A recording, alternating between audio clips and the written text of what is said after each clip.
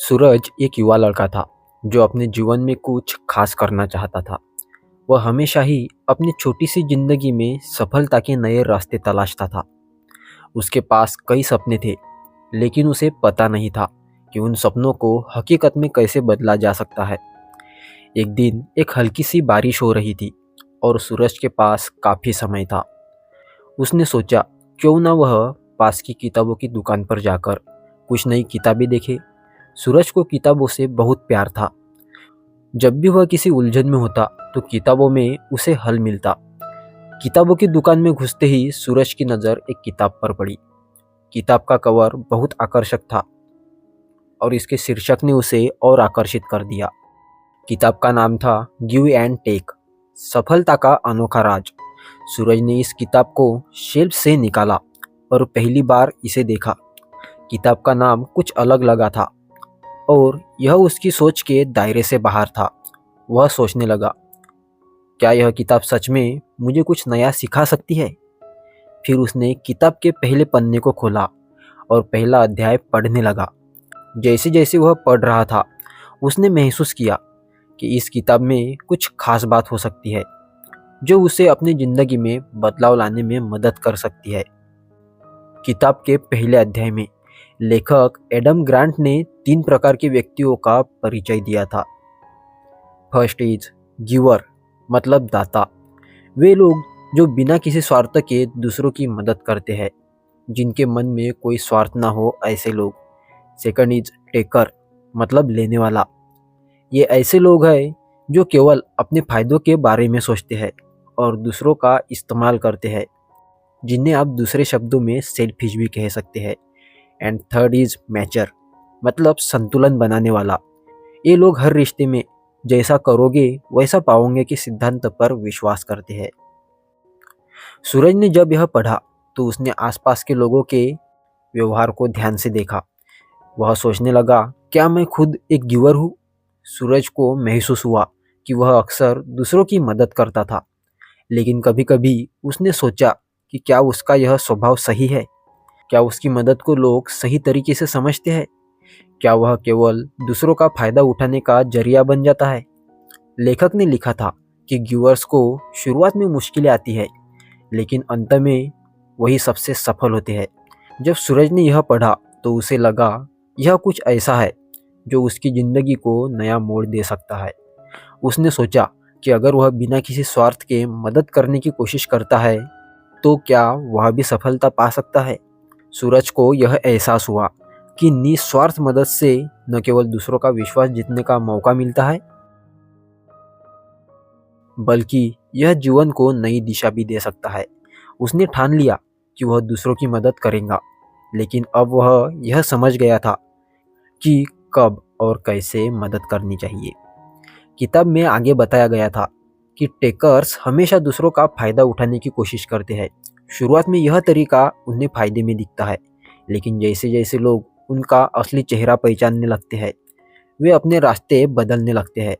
लेखक ने एक उदाहरण दिया कि एक व्यक्ति जो हमेशा सिर्फ अपने बारे में सोचता है और दूसरों से फायदा उठाने की कोशिश करता है और अंत में खुद ही अकेला पड़ जाता है।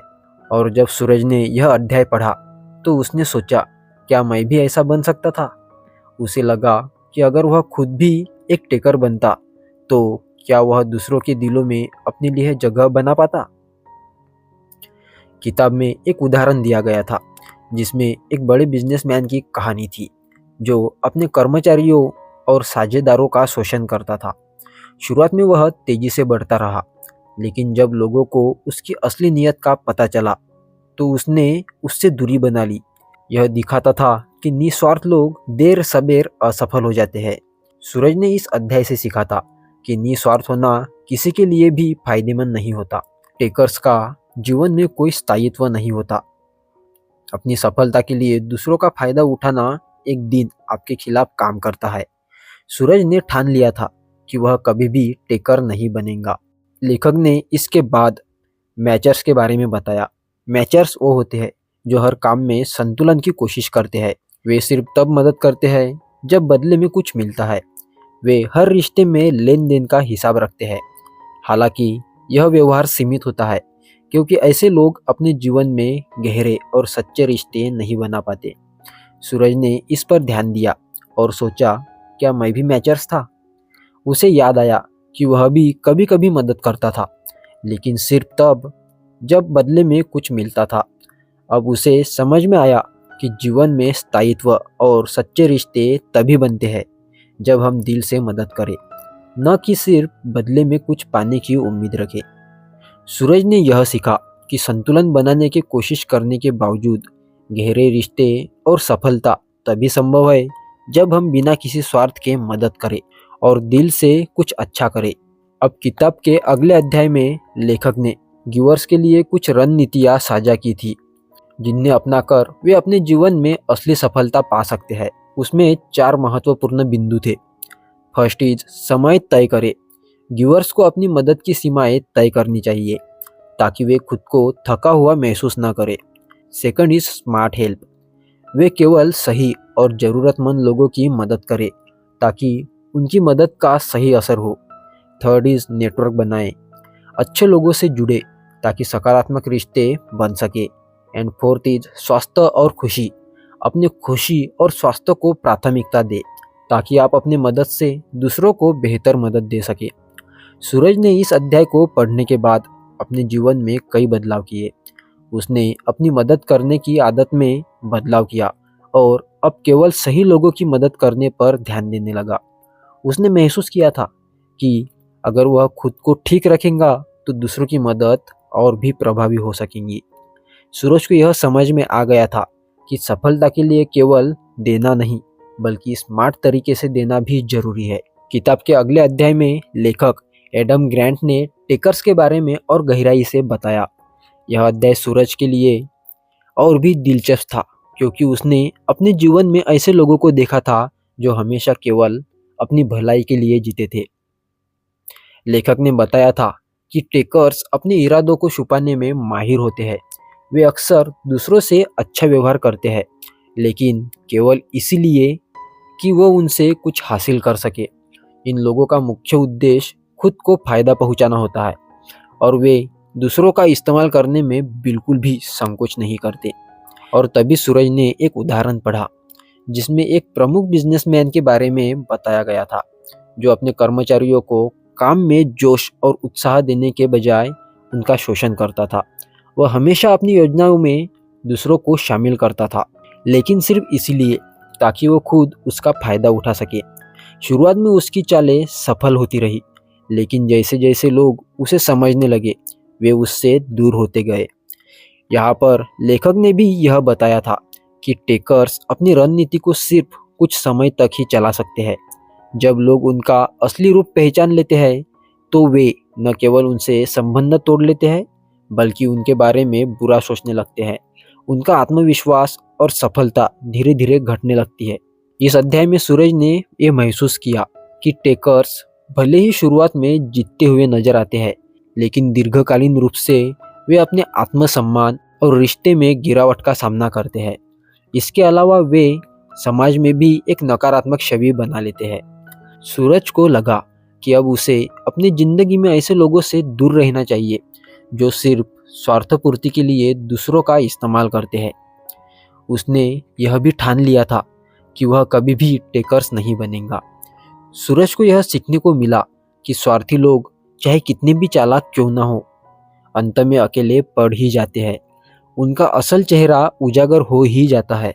उनके रिश्ते टूटने ही लगते हैं।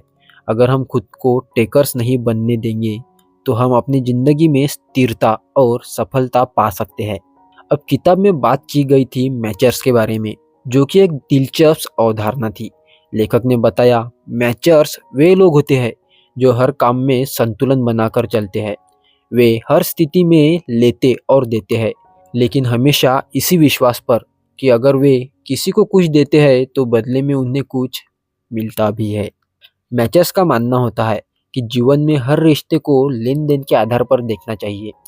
वे सिर्फ तभी मदद करते हैं जब बदले में कुछ हासिल होता है।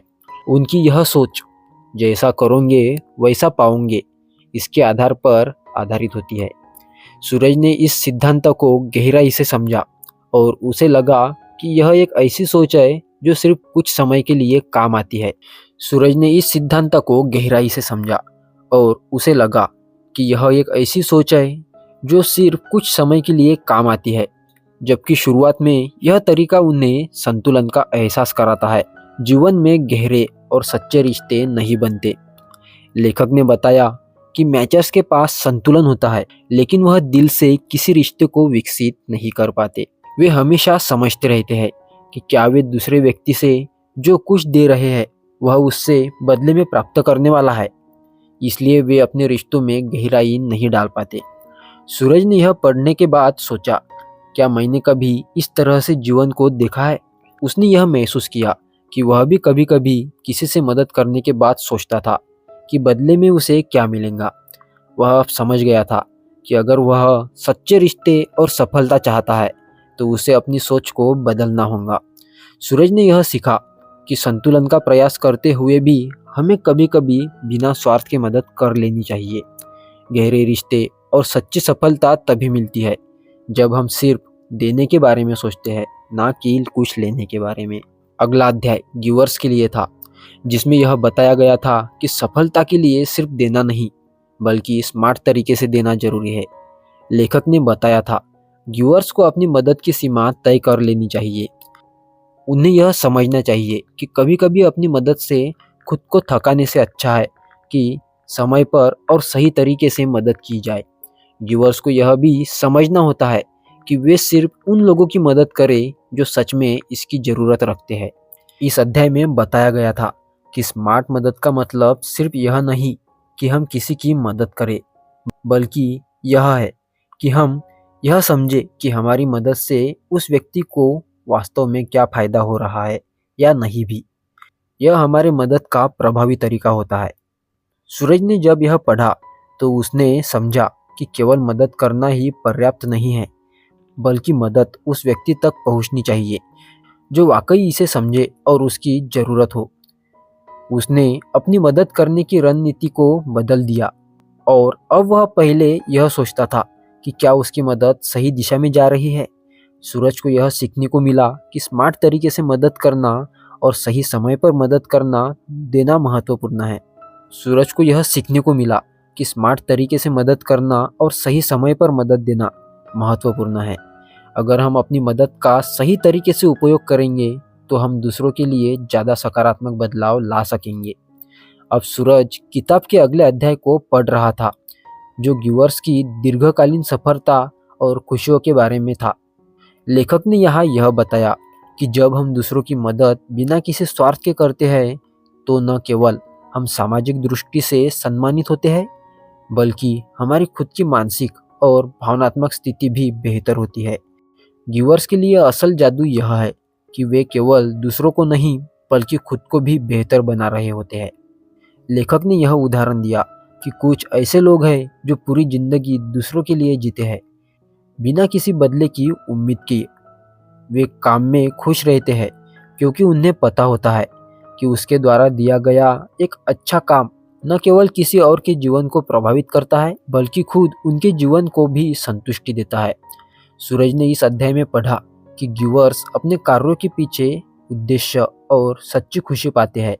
यह न केवल उनके मानसिक स्वास्थ्य के लिए अच्छा है बल्कि इससे उनके समाज में भी सकारात्मक प्रभाव पड़ता है। लेखक ने यह भी बताया था कि गिवर्स को न केवल खुशी मिलती है बल्कि वे अक्सर बहुत सफल होते हैं क्योंकि उनके कामों में ईमानदारी और सच्चाई होती है। लेखक ने एक दिलचस्प अध्याय का उल्लेख किया जिसमें यह पाया गया था कि जो लोग सिर्फ दूसरों की मदद करने के लिए काम करते हैं वे अक्सर लंबी अवधि में बहुत अधिक सफलता प्राप्त करते हैं। वे जो निवेश करते हैं वह अंत में उन्हें सकारात्मक रूप से लौटाता है। यही कारण है कि गिवर्स का आत्मविश्वास और सफलता लगातार बढ़ती रहती है। सूरज ने यह पढ़ा और यह महसूस किया कि असल सफलता सिर्फ पैसों और प्रॉपर्टी में नहीं होती, बल्कि यह हमारे द्वारा दिए गए अच्छे कामों में और हमें मिलने वाले रिश्तों और प्यार में भी होती है।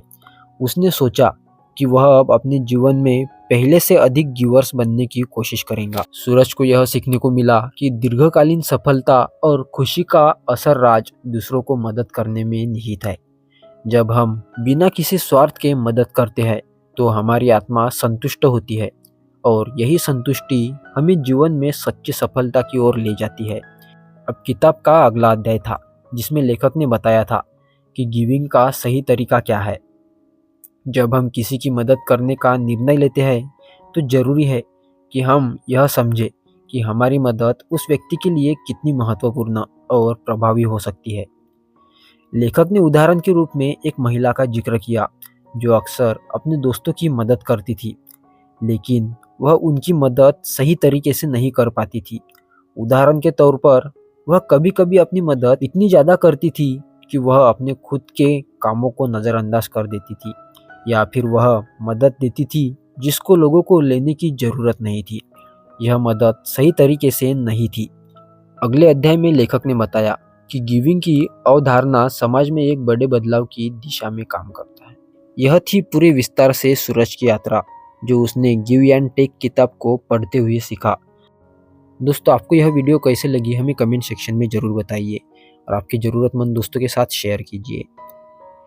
वीडियो को लाइक भी कीजिए, चैनल को सब्सक्राइब कीजिए।